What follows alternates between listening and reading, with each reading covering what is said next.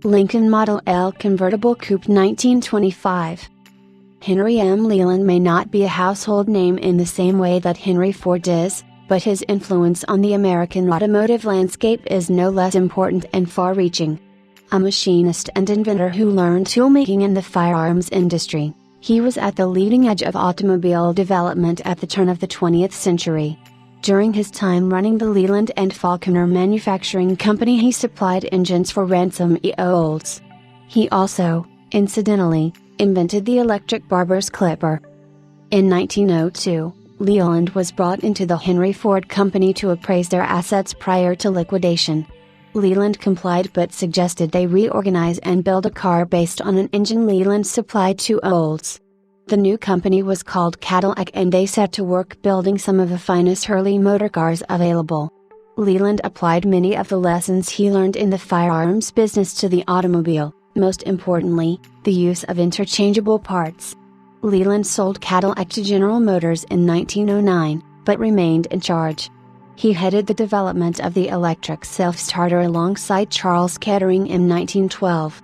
A dispute over the production of Liberty aircraft engines led to his departure from Cadillac in 1916, and his subsequent founding of another great American luxury marque, Lincoln.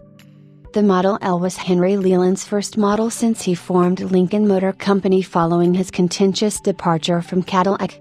Introduced in 1917, the Model L was designed by Leland's son-in-law, Angus Woodbridge, who, curiously, was trained as a ladies' hat maker.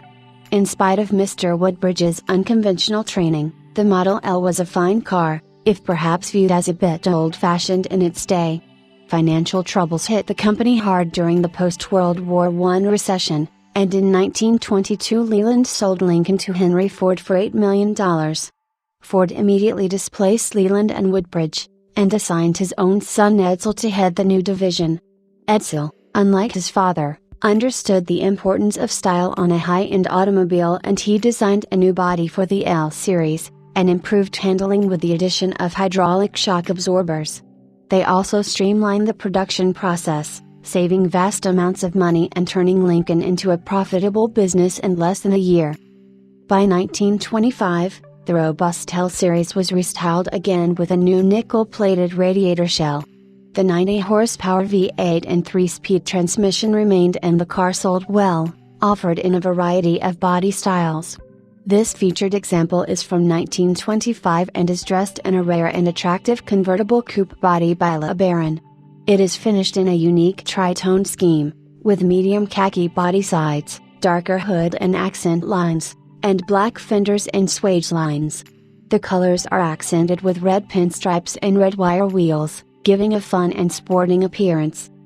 This Model L wears a very well-preserved older restoration featuring an array of fantastic period accessories.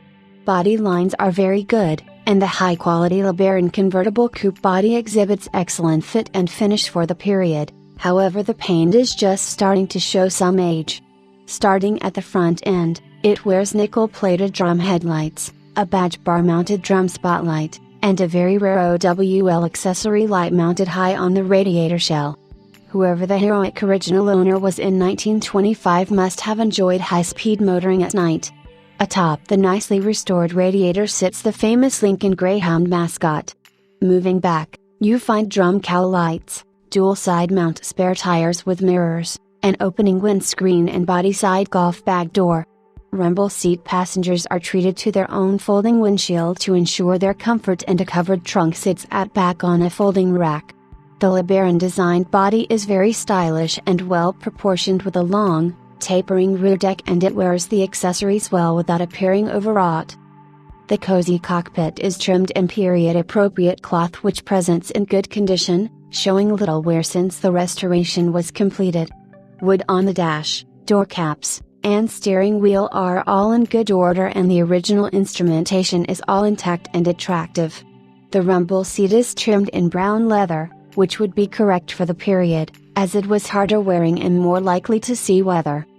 The flathead 90-horsepower V8 engine is very nicely presented in correct gray paint on the heads and cylinders. Polished hardware, correct clamps, and painted accessories round out the detailing. The engine is mated to a 3-speed manual transmission which is strong and easy to operate.